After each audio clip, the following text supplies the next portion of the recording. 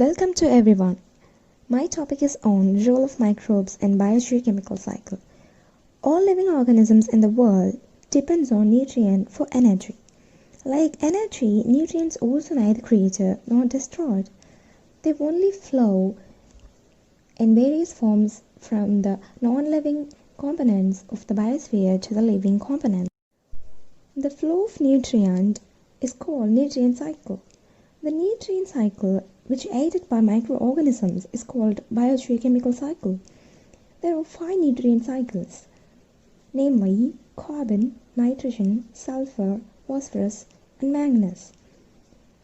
This video vividly talks about the carbon, phosphorus, and sulfur cycle. Carbon cycle. Carbon is the foundation of all lives on Earth required to form complex molecules like protein and DNA.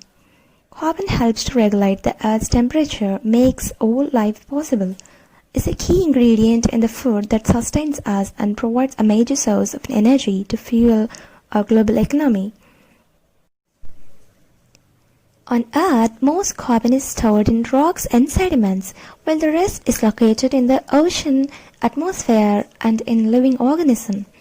These are the reservoirs through which carbon cycles.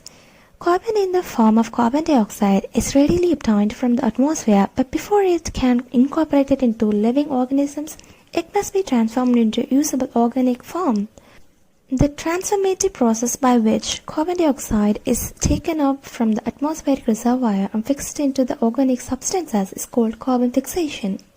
Perhaps the best known example of carbon dioxide fixation is photosynthesis of plants, a process by which energy derived from sunlight is harnessed to form organic compounds.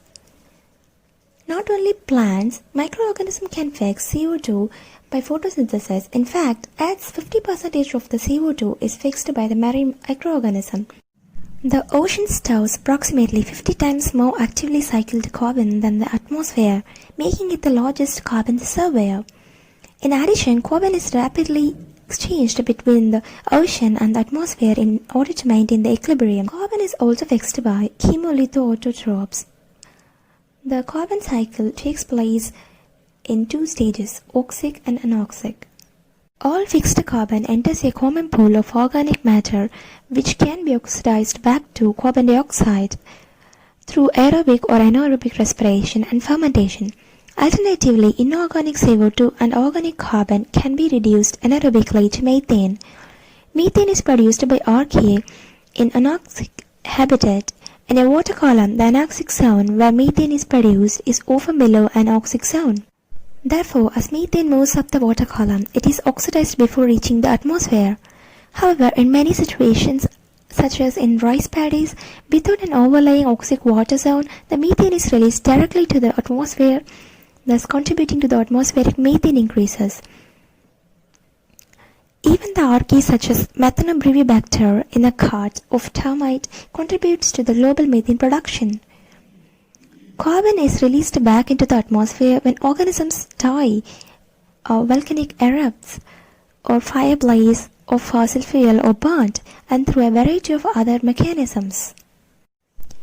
Human plays a major role in the carbon cycle through activities such as burning of fossil fuels or land development. As a result, the amount of carbon dioxide in the atmosphere is rapidly increasing.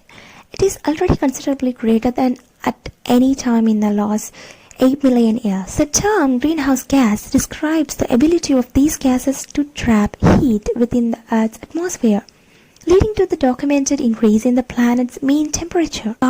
Nowadays, due to the human-induced damages in the mangroves, salt marshes, and other marine systems, lead to the release of blue carbon, which is enormous amount of carbon captured by the world's ocean and coastal ecosystem, contributing to the climate change.